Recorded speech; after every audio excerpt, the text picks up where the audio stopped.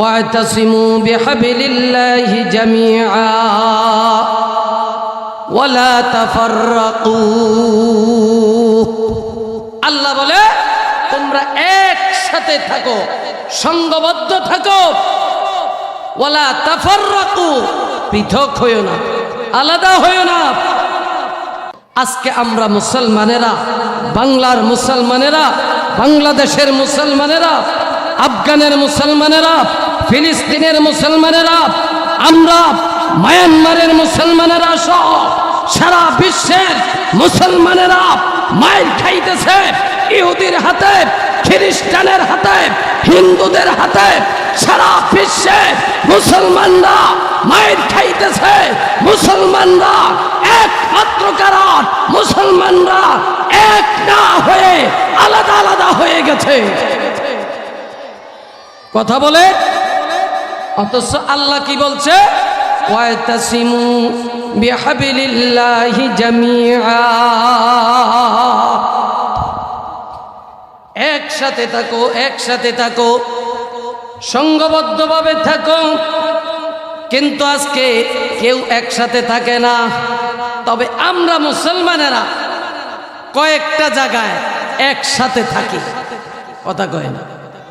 কয়েক জায়গায় একসাথে ভালোই মিল, ওখানে নিঃশর্তভাবে আমরা মিল। গণের হাতের ভিতরে 1 নম্বরে জেলখানায় যদি কেউ ঢুকে, সে আওয়ামী লীগ হোক, বিএনপি হোক, জামাত হোক, ইসলামী আন্দোলন হোক, খেলাফত হোক, এই মজলিস হোক, জমিয়তে ইসলাম হোক, ওই জেলখানায় বন্দী হলে সবাই তখন এক হয়ে যায়। কথা কয় না, ঠিক না বে ঠিক? নাম্বার 2, নামাজের কাতারে গেলে আমরা সবাই এক, কথা কয় না, ওখানে কোনো শর্ত চলে না। নাম্বার 3, আমরা যখন এই বক্তারা বিভিন্ন মাহফিলে যায়, যাওয়ার পথে আসার পথে কোনো রেস্টুরেন্টে দেখা হইলে এবং ওয়াজের ময়দানে বক্তার সাথে দেখা হইলে আমরা সব বক্তা এক, কথা কয় না, ঠিক না ভাই ঠিক? এই যে তাহিরি বলেন, আব্বাসী সাহেব বলেন, আরো যা বলেন, সব যখন একসাথে আমাদের সাথে দেখা হয় আমরা সব এক। তাহলে খাবারের টেবিলে এক, কথা কয় না, নামাজের কাতারে এক, কোনো আসা যাওয়ার পথে, কোনো মাহফিলের আসা যাওয়ার পথে আমরা এক। নাম্বার 3, নাম্বার 4, আমরা প্রত্যেকে জেলখানায় গেলে এক হইয়া যায়। কথা আসতে বলেন, ঠিক না বেঠিক? এই ছাড়া যদি বলি দেশ পরিচালনার জন্য একসাথ হও, একত্রিত হও, তখন আমাদের ভিতরে কেউ কেউ মুনাফিকি আচরণ করে। এই মুনাফিকদের কারণে যুগে যুগে ইসলাম প্রতিষ্ঠার জন্য বাধা হয়ে দাঁড়িয়েছে, ঠিক না বেঠিক? ইন্নাল মুনাফিকিনা ফিদ দারকিল আসফালি মিনান নার, এই মুনাফিকদের ঠিকানা জাহান্নামের নিকৃষ্ট জায়গায়। মুনাফিকদের হাত থেকে আল্লাহ দেশকে, ইসলামকে সাহাবা বিদ্বেষী, আলেম বিদ্বেষী, কওমি বিদ্বেষী, নবী বিদ্বেষী এই সমস্ত মুনাফিকদের থেকে ইসলাম আর দেশকে আল্লাহ হেফাজত করুক। চিৎকার মেরে বলেন আমিন। يا أيها الذين آمنوا اتقوا الله يا أيها الذين آمنوا اتقوا الله حق تقاته ولا تموتن إلا وأنتم মুসলিমুন।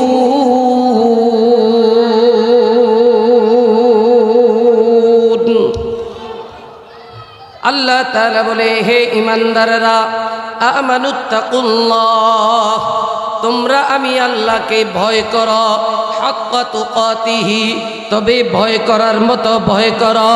হে আমার ব্যবসায়ী ভাইরা, আমার বাড়িওয়ালা ভাইয়েরা, আমার গাড়িওয়ালা ভাইয়েরা, পর্দার আড়ালে আমার মারা, আমার বোনেরা, এ চাকরিজীবী, এ কর্মজীবী, এ ব্যবসায়ী ভাইয়েরা, আমার আল্লাহ বলে গোলাম একমাত্র আমি আল্লাহকে ভয় কর, তবে ভয় করার মতো ভয় কর।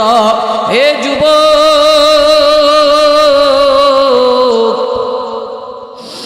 মনে রেখে দিও আমার আল্লাহকে ভয় করার মতো ভয় করতে বলা হয়েছে। আল্লাহ তাআলা বলে গোলাম وَإِن تُبْدُوا مَا فِي أَنفُسِكُمْ أَوْ تُخْفُوهُ يُحَاسِبْكُم بِهِ اللَّهُ। আল্লাহ তাআলা বলে গোপনে গোপনে তুমি যাহা কিছু পরিকল্পনা করতেছ দুনিয়ার কেউ জানে না, কেউ জানে না, একমাত্র একজন জানে। একটু চিৎকার মেরে বলেন না তিনি কে? আমার মালিক আল্লাহ জানিয়ে দিয়েছে রে গোলাম। এ ব্যবসায়ী ভাই, তুমি ব্যবসা করতেছো, এটা হালাল ব্যবসা। এই ব্যবসার ভিতরে, খাদ্যের ভিতরে যদি ভেজাল দাও দুনিয়ার কেউ দেখবে না, একমাত্র একজন দেখবে। একটু সবাই জোরে বলেন তো তিনি কে?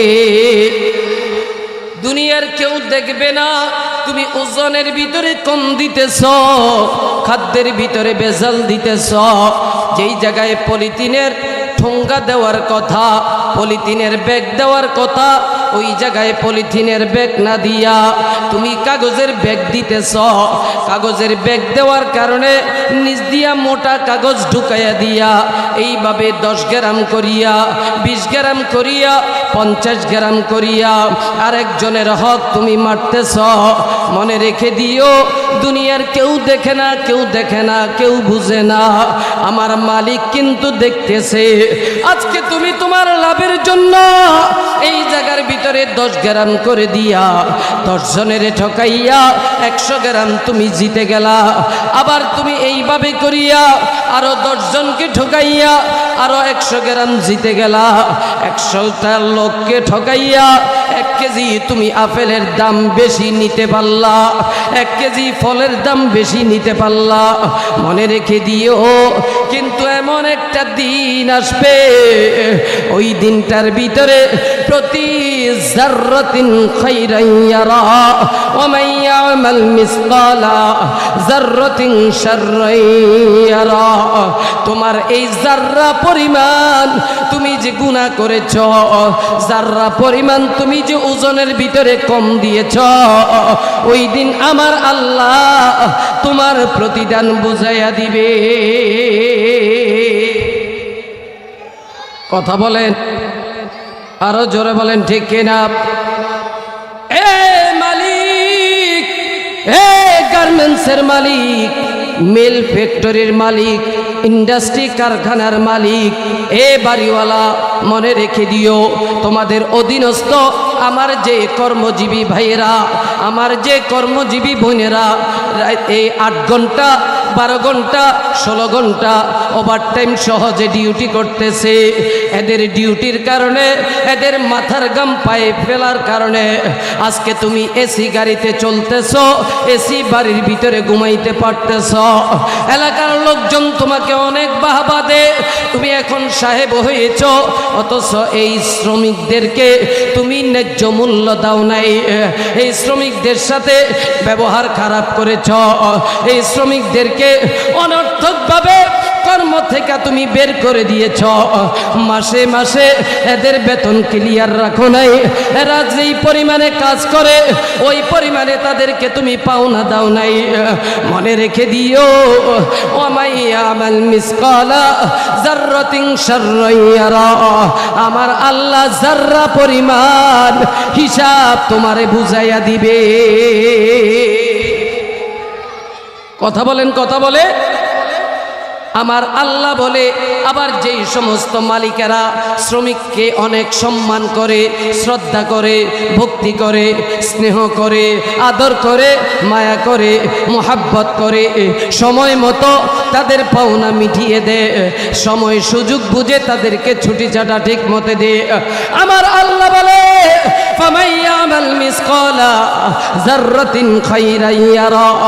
আমি আল্লাহ তুমি যে যাররা পরিমাণ ভালো কাজ করেছ, এই ভালো কাজের জন্য আমি আল্লাহ তোমাকে প্রতিদান দিব।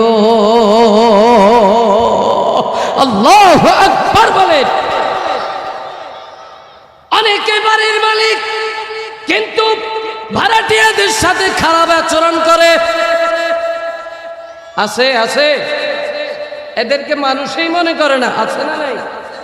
তবে সবাই না, কিছু আছে। অনেকে গাড়ির মালিক ড্রাইভারকে মানুষই মনে করে না, ঠিক না বেঠিক? অনেকেই আছে, তবে সবাই না, কিছু ভালো তো আছেই, ঠিক না বেঠিক? তবে যারা ভালো আল্লাহ বলে তাদেরও পুরস্কার আছে, যারা খারাপ তাদেরও প্রতিদান আছে। কথা বলেন, কথা বলেন। ঠিক ওইভাবে থেকে শুরু করে আমি তো এই মেম্বার থেকে শুরু করলাম। ইমাম যদি ভালো হয়, মুসল্লি ভালো হয়, কমিটি যদি ভালো হয়, ইমাম হবে ভালো, কারণ ইমামকে স্বাধীনতা দিতে হবে। ঠিক তেমনিভাবে ওই গার্মেন্টসের মালিক ও মেল ইন্ডাস্ট্রি কারখানার মালিক, সে যদি ভালো হয়, আচার ব্যবহার যদি ভালো হয়, শ্রমিকরা অটোমেটিক ভালো হয়ে যায়, নামাজিওয়ালা হয়ে যায়, দিনদার হয়ে যায়। এই যে সময় সুযোগ সুবর্ণ দিতেছে আমার আল্লাহ তাদেরকে দিবে। আল্লাহ বলে, গোলাম রে, এই জায়গার ভিতরে তুই কেউ রে দেখিস না, একমাত্র আল্লাহকে ভয় কর। কারে? আবার যেই সমস্ত শ্রমিকরা, এই মনে রাখবেন, শুধু মালিকদের কথা না, শ্রমিকদের কথাও আছে। যেই সমস্ত শ্রমিকরা চিন্তা করে আমি তো 8 ঘন্টা ডিউটির জন্য এই জায়গার ভিতরে আমি 8,000 টাকা বেতন, 10,000 টাকা বেতনে, 15,000 টাকা বেতনে কাজে লেগেছি, টাইম নিয়েছি 8 ঘন্টা তার কাজ করব, কিন্তু কাজ করতে যাইয়া অবহেলা করে, অলসতা করে, কাজে ফাঁকি দে। আল্লাহ বলে, খবরদার, দুনিয়ার কেউ দেখে না, তোর মালিকও দেখে না, সিসি ক্যামেরা দ্বারা সে দেখতেছে, কিন্তু তার চাইতে বড় সিসি ক্যামেরা আমি আল্লাহ তোর 2 কান্দের ভিতরে লাগাই দিস। আরো আসতে করলেন কে? ঠিক জোরে বলেন, ঠিক। কিরামান কাতিবিন ইয়ালামুনা মা তাফআলুন।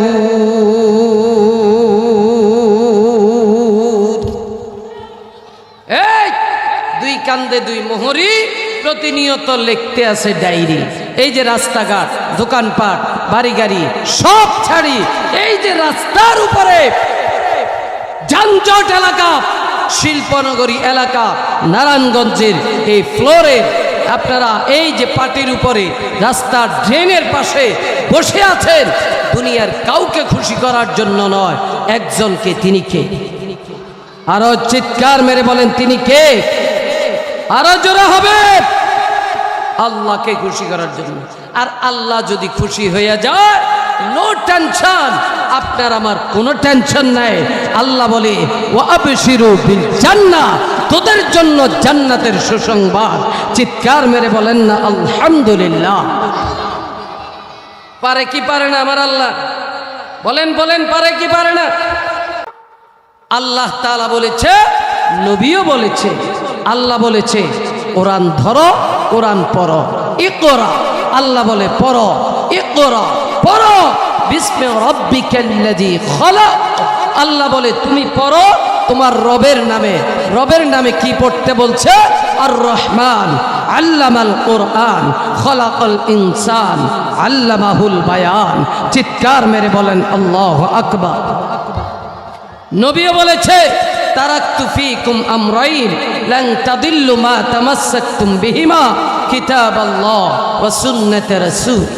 আমি 2টা জিনিস রেখে যাই, এক আল্লাহর কোরআন দুই নবীর জবান তথা সুন্নাহ।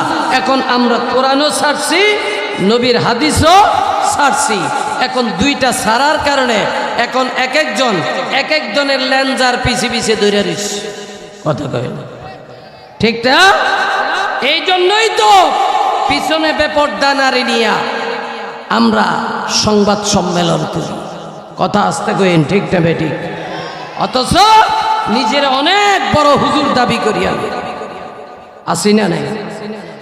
আস্তে কথা কন, আসি না নাই? অথচ আল্লাহ তাআলা কি বলছে? আপনাদের এই সমস্ত অঞ্চলের ভিতরে মাছি আছে, মাছি, কথা কয় না, মৌমাছির বাসা দেখছেন? হ্যাঁ, মৌমাছির বাসা। আহারে, এই ঘটনাটা বললেই আমার করুণ এক ইতিহাস মনে পড়ে যায়। বলবো বলবো একটু সাউন্ডটা দিন, কানে আওয়াজ আসে, কানে আওয়াজ আসে না, খেয়াল করেন, অথবা বক্স একটা আমার দিকে ফিরে দেন। খেয়াল করেন, যখন মৌমাছির মৌচাকের ভ্রমরেরা বিভিন্ন ফুল থেকে মধু আহরণ করে করে একটা চাক বানায়, চাক বানায়া ওই জায়গার ভিতরে আস্তে আস্তে ফোড়া ফোড়া করে করে কি করে? মধু আহরণ করে, সংগ্রহ করে, সংরক্ষণ করে। করে কেন? এটা মানুষের উপকারের জন্য, কথা বলেন ঠিক কিনা? আল্লাহ তাআলা বলেন, ওয়াতাসিমু বিহাবলিল্লাহি জামিআ ওয়ালা তাফাররাকু। আল্লাহ বলে তোমরা একসাথে থাকো, সংঘবদ্ধ থাকো। ওয়ালা তাফাররাকু, পৃথক হইও না, আলাদা হইও না।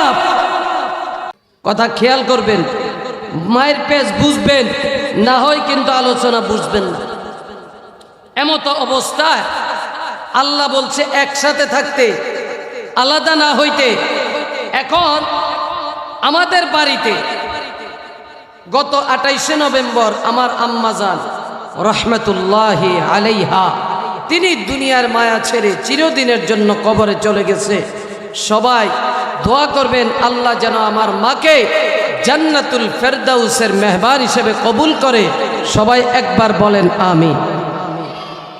তা আমি যখন বাড়িতে যাইতাম, আমাদের বাড়ির উঠান চিনেন তো, উঠানের সামনে একটা বড় গাছ, এই গাছের ভিতরে মধু বাসাস।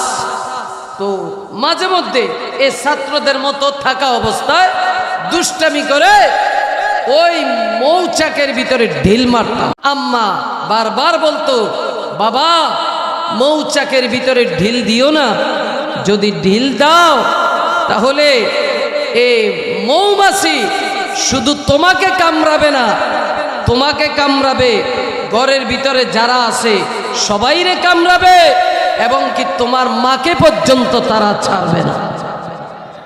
কথা বলে, মৌমাছির চরিত্র কি? যে মৌচাকের ভিতরে কেউ যদি ঢিল মারে, তখন সমস্ত মৌমাছির পাখিগুলো এসে একসাথে সংঘবদ্ধভাবে লড়াই করে, যে ঢিল মেরেছে তাকে কামড়ায়। আশেপাশে কেউ যদি থাকে, একটা কেউ ছাড়ে না। কথা বলেন ঠিক না বেঠিক? মৌচাকে কেউ কি ঢিল মারে? জোরে বলে, মারে না। কেন? জানে মাইরা রক্ষা নাই। কথা আসতে বলেন। কিন্তু আরেকটা মাছি আছে আপনাদের এলাকায়, যেগুলো ময়লাতে বসে, আছে না নেই? এগুলো হচ্ছে দুর্গন্ধযুক্ত মাছ। এই মাছিগুলো মিষ্টির দোকানে দেখবে, জিলাপি দিলে পাবেন, নিমকি দিলে পাবেন, আমিত্তি দিলে পাবেন, গোল মিষ্টি দিলেও পাবেন।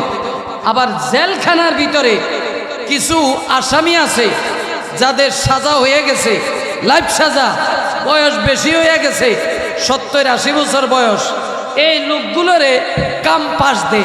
কাম্পাস মানে তুমি বৈশা বৈশা গুড় দিবা মানে মিঠাই দিবা, মাছি আসবে, আর হাতের ভিতরে এরকম একটা ওই পাটি দিয়া জিনিস দিয়ে লাঠি দে, এটা দিয়া মাছিগুলারে থাপড়াইবা, মানে মাছি মারবা, ওর কাম্পাস মাছি মারা। কথা কয়েন। এবার বলেন তো আপনারা এই মাছিগুলোকে যে পায় সে থাপড়ায়, কারণ কি? কারণ এগুলো দুর্গন্ধযুক্ত মাছি, এগুলো বিভিন্ন খাবারে বসে। কথা বলেন, যেখানে গ্রান পায় ওখানে দৌড় দেয়। অথচ আজকে আমরা মুসলমানেরা, বাংলার মুসলমানেরা, বাংলাদেশের মুসলমানেরা, আফগানের মুসলমানেরা, ফিলিস্তিনের মুসলমানেরা, আমরা মায়ানমারের মুসলমানেরা সহ সারা বিশ্বের মুসলমানেরা মায়ের খাইতেছে ইহুদির হাতে, খ্রিস্টানের হাতে, হিন্দুদের হাতে। সারা বিশ্বে মুসলমানরা মায়ের খাইতেছে। মুসলমানরা একমাত্র কারণ মুসলমানরা এক না হয়ে আলাদা আলাদা হয়ে গেছে। কথা বলে, অথচ আল্লাহ কি বলছে? ওয়াতাসিমু বিহাবিলিল্লাহি জামিআ,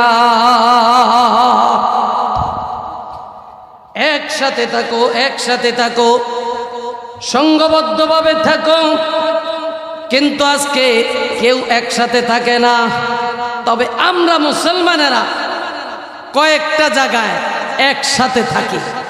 কথা কয় না, কয়েক জায়গায় একসাথে ভালোই মিল, ওখানে নিঃশর্তভাবে আমরা মিল। গণের হাতের ভিতরে 1 নম্বরে জেলখানায় যদি কেউ ঢুকে, সে আওয়ামী লীগ হোক, বিএনপি হোক, জামাত হোক, ইসলামী আন্দোলন হোক, খেলাফত হোক, এই মজলিস হোক, জমিয়তে ইসলাম হোক, ওই জেলখানায় বন্দী হলে সবাই তখন এক হয়ে যায়। কথা কয় না, ঠিক না বে ঠিক? নাম্বার 2, নামাজের কাতারে গেলে আমরা সবাই এক। কথা কয় না, ওখানে কোনো শর্ত চলে না। নাম্বার 3, আমরা যখন এই বক্তারা বিভিন্ন মাহফিলে যায়, যাওয়ার পথে আসার পথে কোনো রেস্টুরেন্টে দেখা হইলে এবং ওয়াজের ময়দানে বক্তার সাথে দেখা হইলে আমরা সব বক্তা এক। কথা কয় না, ঠিক না বে ঠিক? এই যে তাহিরি বলেন, আব্বাসী সাহেব বলেন, আরো যা বলেন, সব যখন একসাথে আমাদের সাথে দেখা হয় আমরা সব এক। তাহলে খাবারের টেবিলে এক। কথা কয় না, নামাজের কাতারে এক, কোনো আসা যাওয়ার পথে, কোনো মাহফিলের আসা যাওয়ার পথে আমরা এক। নাম্বার 3, নাম্বার 4, আমরা প্রত্যেকে জেলখানায় গেলে এক হইয়া যায়। কথা আসতে বলেন, ঠিক না বেঠিক? এই ছাড়া যদি বলি দেশ পরিচালনার জন্য একসাথ হও, একত্রিত হও, তখন আমাদের ভিতরে কেউ কেউ মুনাফিকি আচরণ করে। এই মুনাফিকদের কারণে যুগে যুগে ইসলাম প্রতিষ্ঠার জন্য বাধা হয়ে দাঁড়িয়েছে। ঠিক না বেঠিক? ইন্নাল মুনাফিকিনা ফিদ দারকিল আসফালি মিনান নার, এই মুনাফিকদের ঠিকানা জাহান্নামের নিকৃষ্ট জায়গায়। মুনাফিকদের হাত থেকে আল্লাহ দেশকে, ইসলামকে সাহাবা বিদ্বেষী, আলেম বিদ্বেষী, কওমি বিদ্বেষী, নবী বিদ্বেষী এই সমস্ত মুনাফিকদের থেকে ইসলাম আর দেশকে আল্লাহ হেফাজত করুক। চিৎকার মেরে বলেন আমিন। রাগ করলেন? রাগ করেছে? আর 5 মিনিট চালাইলে চলবো? একসাথে হলে লাভটা কি দেখেন। বিশ্বনবী সরকারে দো আলম নবীজি হজ করতে যাবে, এমত অবস্থায় হযরত উসমান গনি জিন্নুরাইন রাদিয়াল্লাহু তাআলা আনহু তাকে প্রেরণ করেছে। বলো বলো আমরা যাব হজ করে চলে আসব, তাওয়াফ করে চলে আসব। এই দিক থেকে ঘটনা শুনাইয়া দিল, ঘটনা বাসায়া দিল। ফেসবুক নামক গজব নয়, তৎকালীন সময়ের কিছু কুলাঙ্গারের মাধ্যমে জানিয়ে দিয়েছে হযরত উসমানকে হত্যা করেছে। চিৎকার মেরে বলেন নাউজুবিল্লাহ। আবার ঘোষণা এসেছে উসমানকে গ্রেফতার করেছে। ওই সময়ে আমার নবী, আপনার নবী, রহমতের নবী, মায়ার নবী মুহাম্মদ আরবি সাল্লাল্লাহু আলাইহি ওয়াসাল্লাম এমত অবস্থায় এহরামের কাপড় পরিধান অবস্থায় নবী আমার ডাক দিয়া বলতেছে, ও সাহাবীরা, তোমরা আমার হাতের উপরে হাত রাখো, যতক্ষণ পর্যন্ত উসমানকে জীবিত ফেরত না দিবে ততক্ষণ পর্যন্ত আমরা আমাদের সংগ্রাম চালিয়ে যাব। যদি উসমানকে ওরা ইহুদিরা কাফেররা যদি হত্যা করে, এক উসমানের পরিবর্তে আমরা প্রত্যেকটা এক একজন কাফেরকে কচু কাটা করে ছাড়বো। কে কে রাজি আছো? হাত রাখো।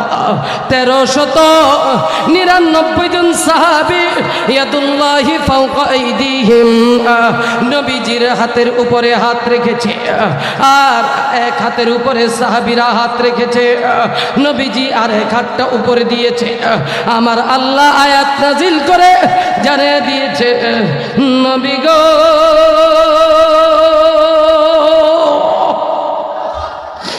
ইয়াদুল্লাহি ফাওকা আইদিহিম, আপনি হাত রেখেছেন, আপনার হাতের উপরে সাহাবীরা হাত রেখেছে, আর সাহাবীদের হাতের উপরে আমি আল্লাহ নিজেই হাত রেখে দিয়েছি। এই জন্য আমার ভাইদেরকে বলবো, যেখানে থাকেন না কেন, যে অবস্থায় থাকেন না কেন, অবশ্যই অবশ্যই আমরা একতা হয়ে থাকব, একতাবদ্ধ হয়ে থাকব। এই তল্লা এলাকার ভাইয়েরা, তল্লা এলাকার মা বোনেরা, এই যুবক বন্ধু, যদি তোমরা একসাথে থাকতে পারো, অন্য এলাকার যুবক এসে এই এলাকার ভিতরে চুরি করতে পারবে না, ডাকাতি করতে পারবে না, ছিনতাই করতে পারবে না।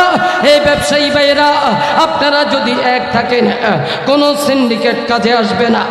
আপনারা যদি এক থাকেন, অন্য এলাকার কেউ এই জায়গার ভিতরে এসে গ্যাস রাতের 12টা 1টা বাজে 2500 3000 টাকা করে বিক্রি করতে পারবে না।